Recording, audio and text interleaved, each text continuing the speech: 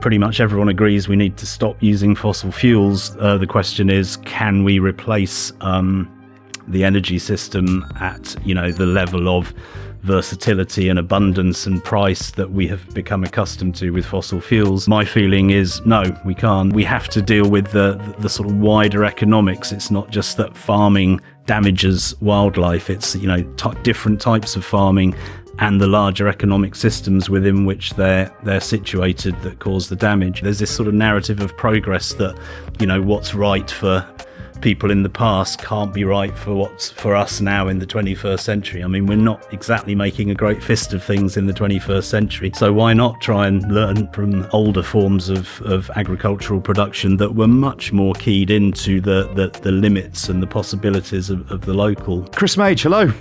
Hi. How are you? Good, yeah, good to be here. Very glad to have you here. I can't wait to talk to you, to be honest with you. Ever since I read Small Farm Future, it sort of opened my eyes really about food production,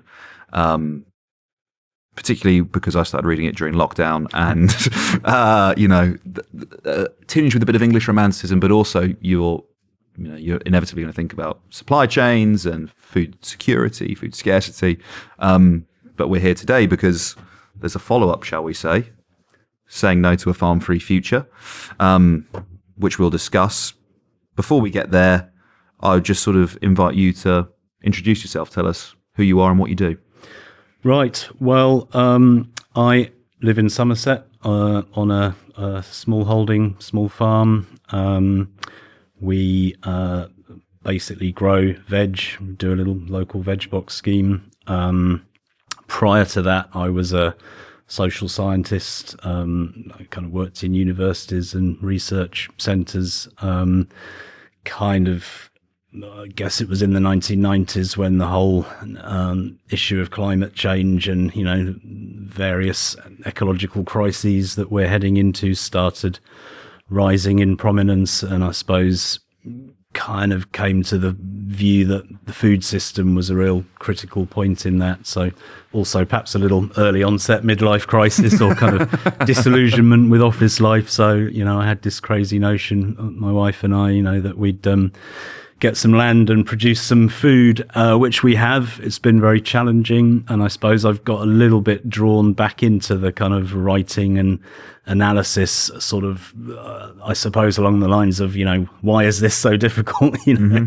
How do we make these kinds of local food solutions? How do we generalize them? How do we meet the crises that we're in, with this kind of grassroots local community food activism? Really, it's almost like a little bit of perhaps modern day Fat of the Land then, because I think Seymour was he was a writer, wasn't he? He wrote the book, but a prolific writer, journalist and broadcaster as well, wasn't he? So that's right. Yeah, probably a favourable comparison for me to invite. Yeah, and I mean, I think that's an important point. I mean, there was that sort of back to the land movement in the 60s, and I think, to my mind, it's important, this notion of people being part of an ecosystem, part of an agro ecosystem, figuring out, how we can be protagonists in a local food production space. And people are tremendously productive. There's so many problems with where we're at in the world today, but one of the problems is substituting labor, essentially for machinery, agrochemicals, sort of taking people out of that space of being an ecological protagonist and sort of using a lot of very high energy, high capital and ultimately quite toxic and damaging alternatives. So, I mean, you mentioned the I forget what you said, a bit of English romanticism. Yeah. And I think, this is one of it's both a strength and a weakness. I think people are drawn to food and food production and the countryside, and you know, the romantics. I always think they get a bad press that, you know, they kind of had you know, they emerged at the time with you know, great industrialization and urbanization and all of the problems that they saw, and you know, they tried to articulate a better way, and I think that's what we need to do now. And it's very easy to dismiss it all as, oh, you know, romantic, bucolic, backward looking. That's not what it's about. You know, it's about learning from people who have figured out low energy, renewable food systems, who have made themselves a kind of ongoing part of local landscapes and rural landscapes. So, you know, it's not about trying to set something in aspic or sort of go back to some notion of an idyllic past. It's kind of about figuring out low energy, low capital, renewable food systems, but also kind of getting over ourselves a bit and not assuming that we have better answers than people did in the past. You know, they had long periods of figuring out, you know, how do I actually make this farming system work, you know, in the environment I find myself without a lot of exotic inputs. And, you know, we can learn a lot from that if we, you know, if we attune ourselves to it. Absolutely. And you know, we'll get into the detail of the argument, well, the case you make in the books, because really it's a pretty radical reordering of not just food production but also society. Mm-hmm. But before we get to that, could you sort of state the context, the why? Why do we need to reorient food production? Why do we need to potentially quite radically adjust the way that we live in Britain? Okay, well, we face, you know, what a lot of people call the polycrisis. Climate change, obviously, is a thing that is, you know, particularly right now, as we see what's going on around the world, is, you know, probably the biggest game changer.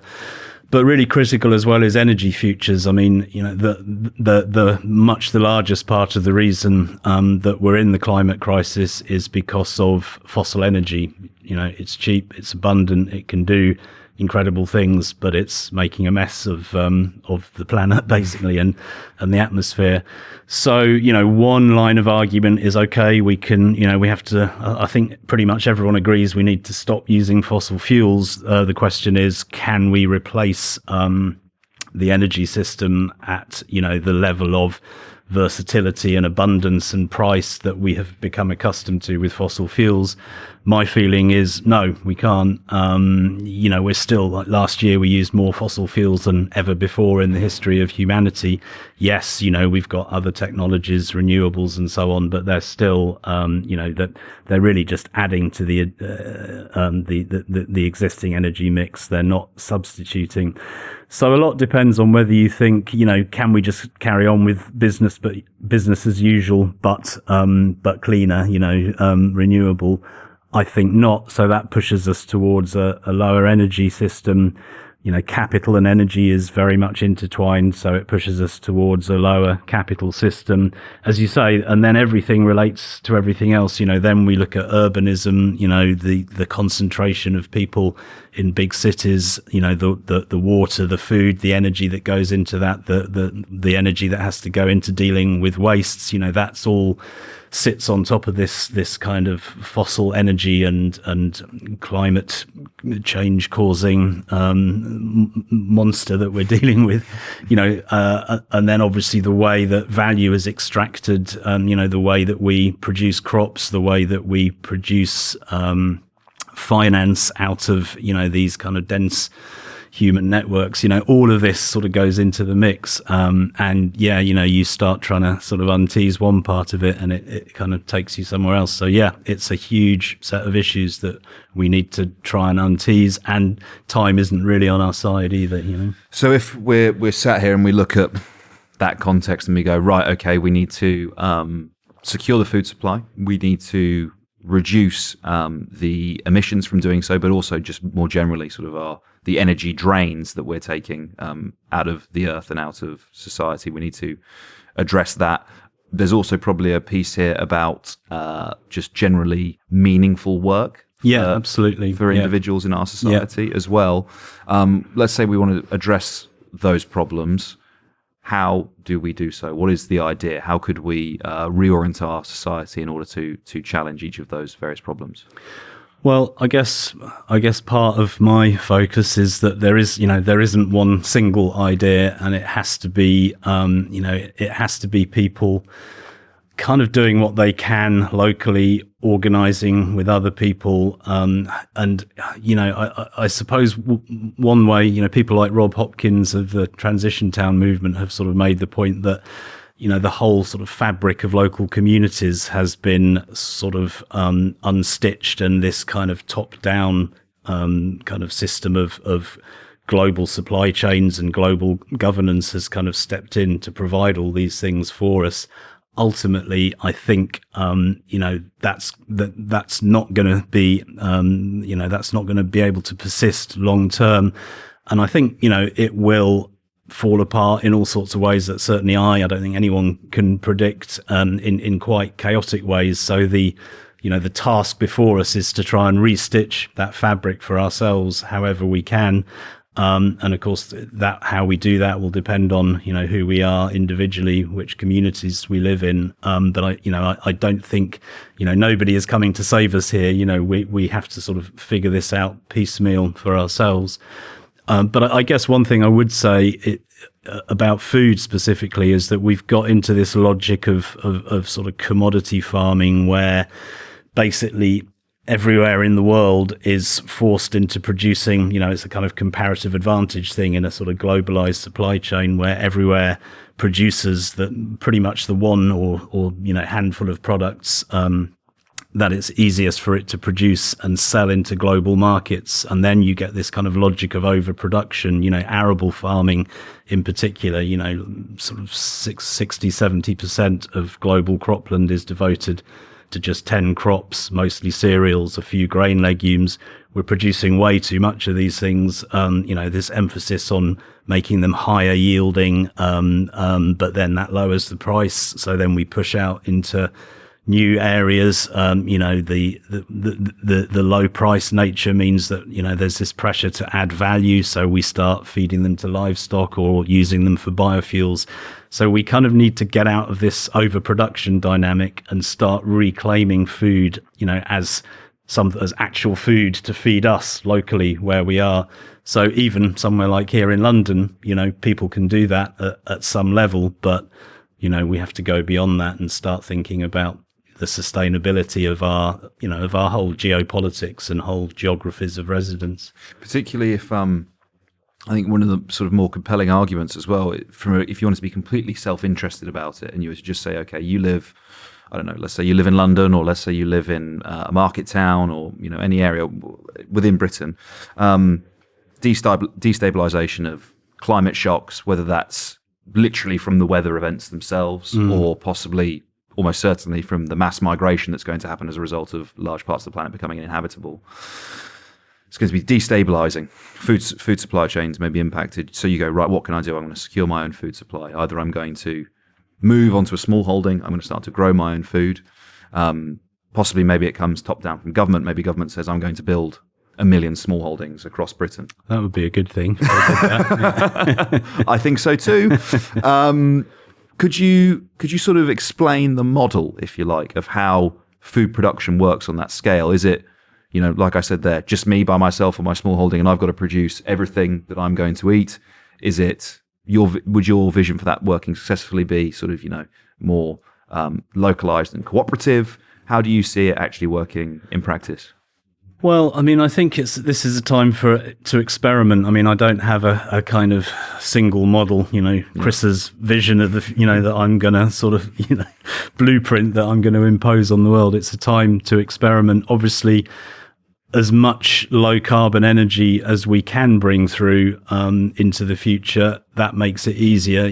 There is a danger that, if we have too much energy, I think, as I was saying, I think part of what we need to do is make ourselves local ecological protagonists, and that means sort of, limiting the amount of exotic energy that we're bringing in.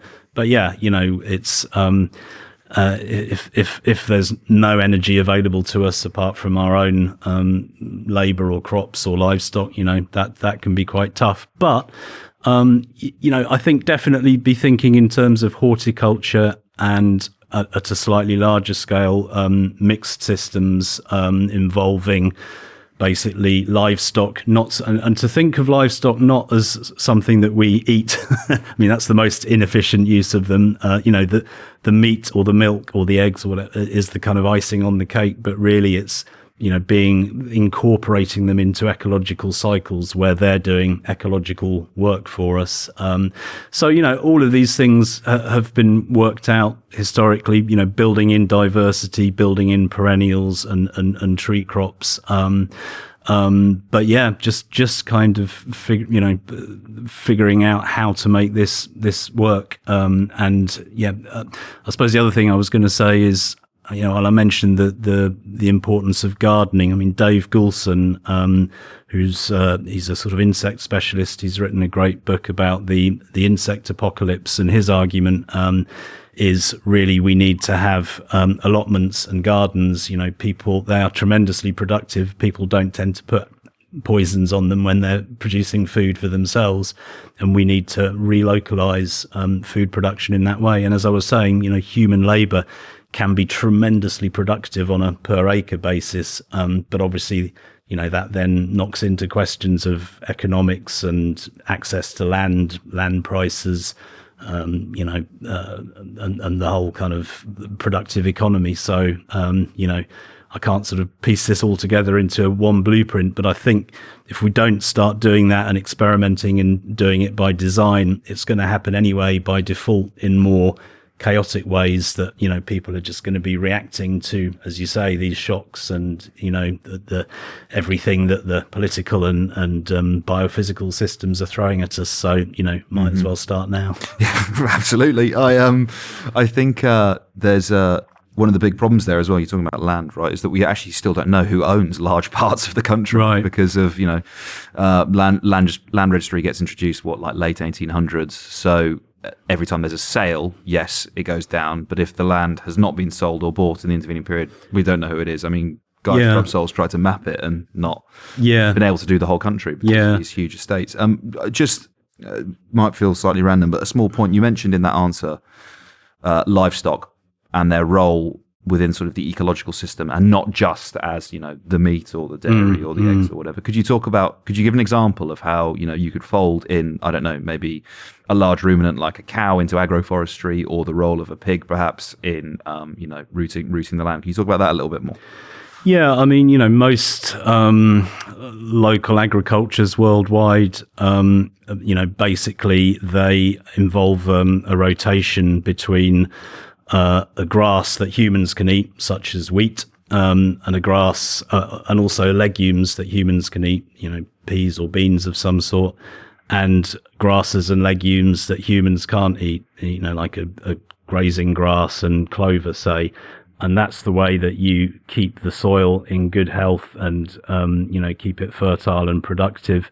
And a ruminant, a cow, is a sort of classic animal for mediating that relationship. So the cow will graze the pasture. I mean, you can have stockless systems, but then if you're fallowing, you need to manage the grass, and you'll do it with machinery, which is a huge concentration of energy. So in a low energy system, you'll use a cow. You will probably confine the cow in the winter so that it doesn't damage the pasture. So you accumulate lots of manure and straw from your wheat crop.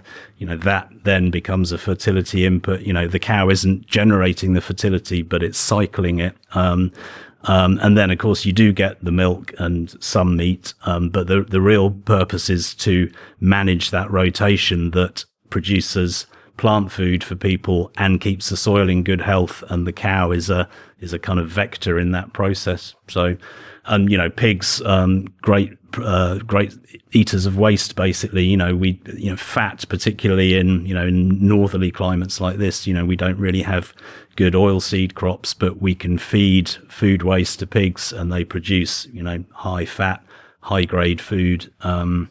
And the problem, again, as with everything in the sort of modern fossil fueled economy, is that we've we've kind of unstitched all those relationships, and now, you know, we're producing pork sort of on demand by feeding them grains and grain legumes. Absolutely the wrong thing to be doing. You know, we should be eating those and feeding the pigs the waste. So for sure that will mean less, you know, eating less meat, eating less animal products than we're accustomed to, but not none, you know, because they're important in a low energy economy.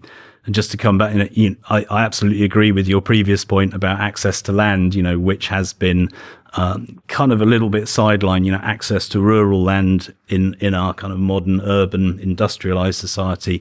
But that is going to be a huge political issue in the future, which I talk about a little bit in my first book. Well, both books, I guess.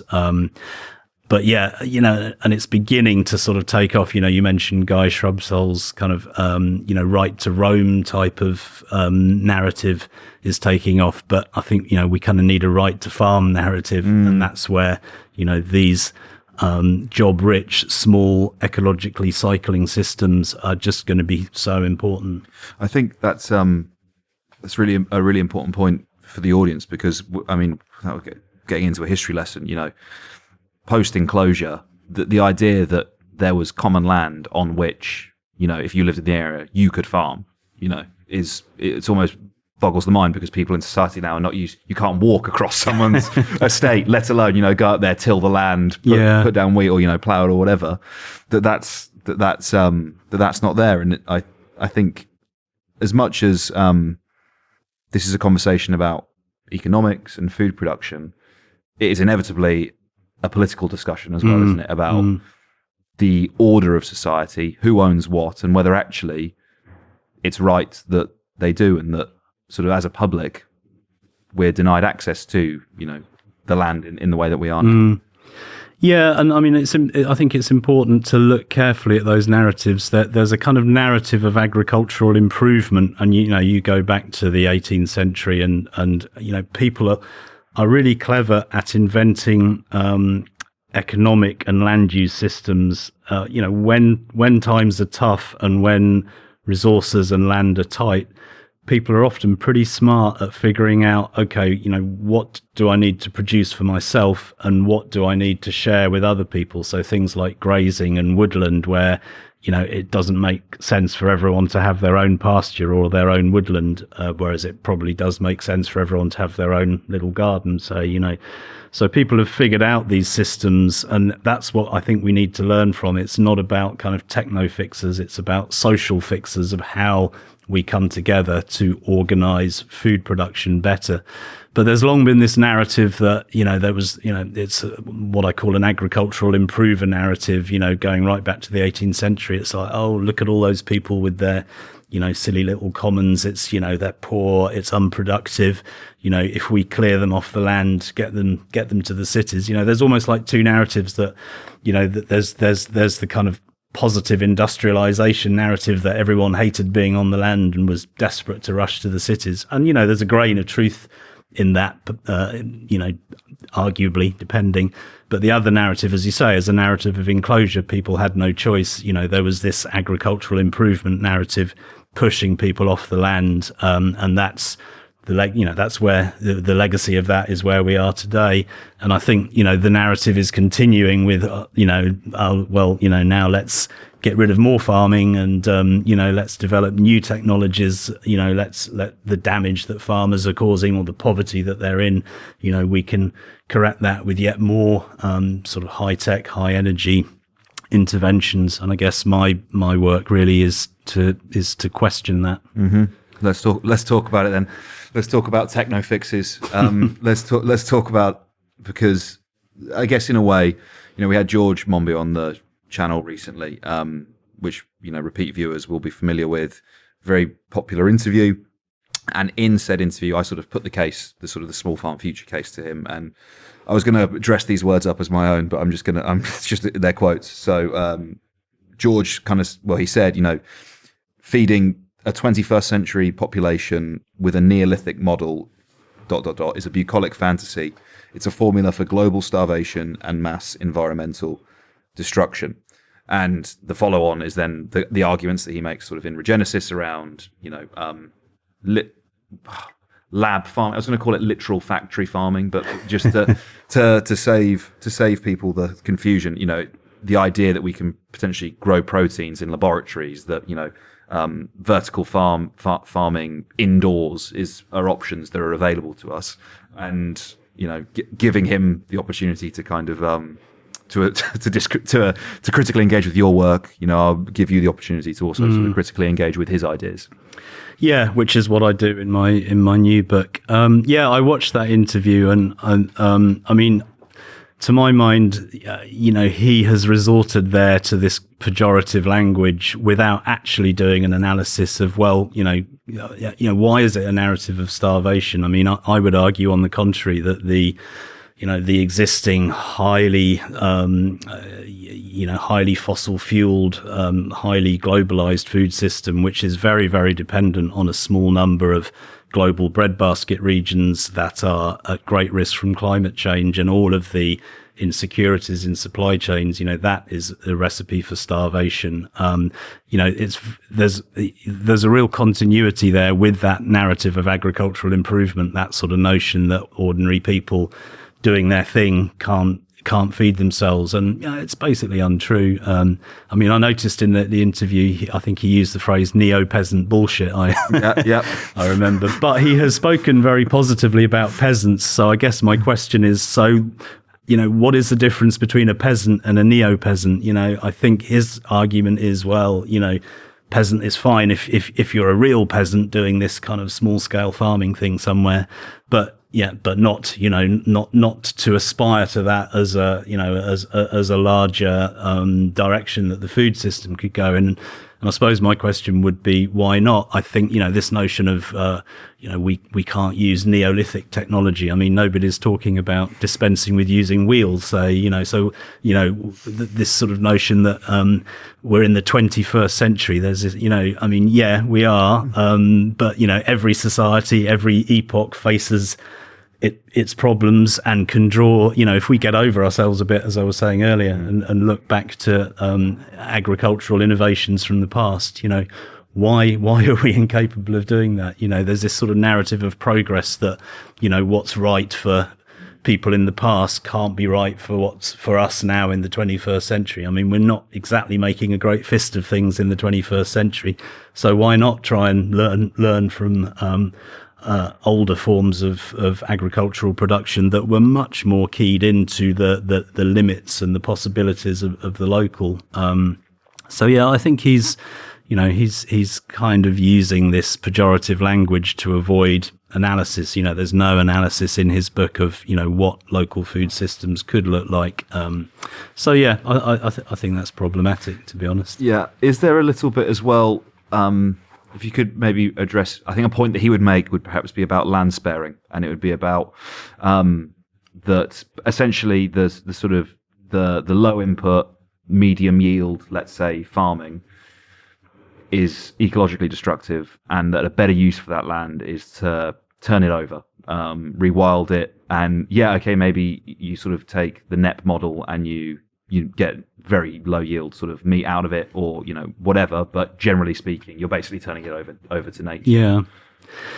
I mean, he does invoke the NEP model a lot, but there are other models of agroecology that are much more productive of food and yet create space for nature. I mean, there's a chapter in my book where I go through this in some detail. I mean, I think it is probably the strongest argument on the eco-modernist side or the techno-fix side that we're causing a lot of damage, or farming causes a lot of damage to the natural world.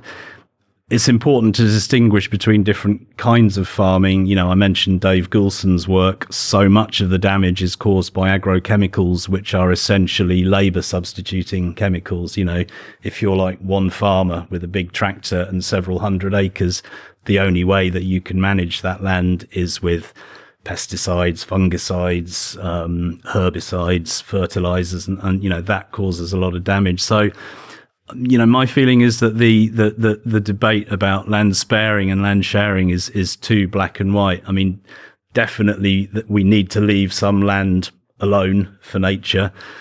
There are other difficulties in that, yeah, if you just leave land alone, depending on what part of the world we're talking about, you will get wild ruminants, you'll get fire regimes in a lot of parts of the world, which will, quickly sort of torch the land and, and be sort of highly productive of greenhouse gases. So we, often we can't completely resign from the role of managers, but I think, that's why I say it's really important for us to think of ourselves as Aldo Leopold's famous phrase, plain members and citizens of the biotic community rather than its rulers.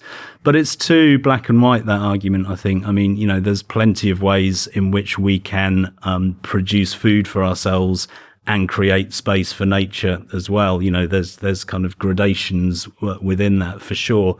It's great for us not to stampede over everywhere. But then that goes back to the logic of overproduction I was talking about earlier, which Monbiot doesn't really address in his book. He keeps talking about sort of high yield. The consequence of that is, high yield equals kind of lower per acre prices for, it basically, it lowers agricultural prices that then challenges farmers' incomes, and so the impetus is then to use more ecologically damaging inputs or to extend, to increase land take. So we have to deal with the sort of wider economics. It's not just that farming damages wildlife; it's different types of farming and the larger economic systems within which they're situated that cause the damage. So for sure, we do need to be trying to lower our footprint. But the best way of doing that isn't necessarily by going down this farm free route, which, is kind of another narrative of enclosure, in my view. This kind of argument that we need to increase yields is going to ultimately push a lot of people out of farming, and it's already being used as a kind of logic of enclosure to sort of get people out. This whole narrative that low, poor peasant farmers are causing ecological damage. So that's why it's so important to re-empower ourselves and communities, and particularly poor farmers and poor pastoralists globally who don't have a strong political voice. It's so important not to just kind of go for this narrative of agricultural improvement that is basically going to push them off the land. I think that's a really important point, because sort of particularly within electoral politics, certainly within sort of Conservative Party traditions in this country, farmers are kind of venerated or idolized, right? Or at least they're paid lip service to. And then you sort of go, well, I think it's about 2% of our workforce is agriculture in this country, which is a global low, one of a global lows. We sign trade deals that open up our markets to the access of goods that are produced. Let's say, I don't know, we'll talk about Australia, for example, much looser animal welfare standards. We impose very harsh ones on our own farmers.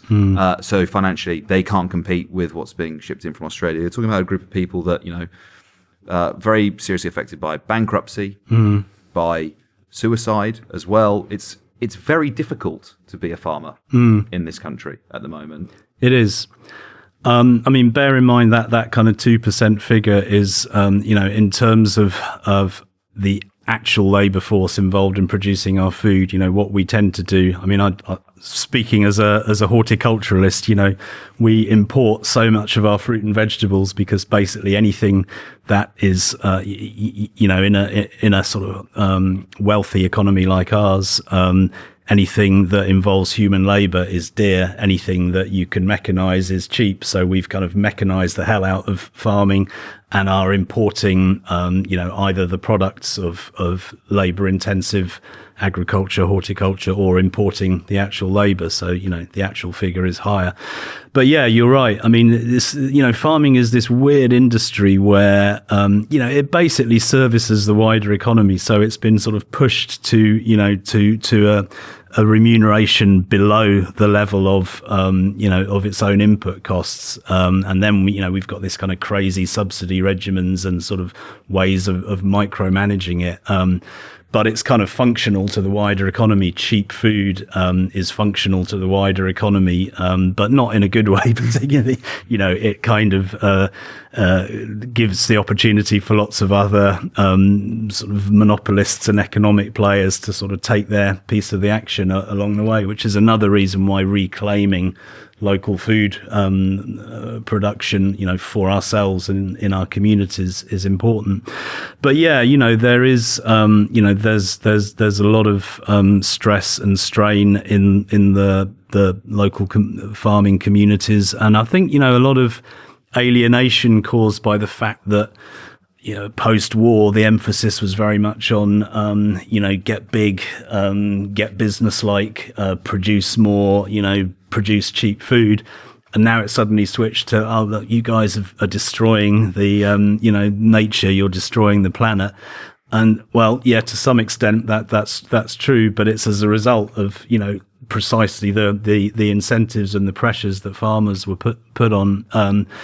And I think this is a wider problem in our present political moment is, we're all aware that there are these tremendous threats to the planet, but it's very easy to point the finger at other people and say, oh, it's fossil fuel companies, which it is, but there's the entire economy is running off fossil fuel. That's the kind of lifeblood of everything we do, including farming.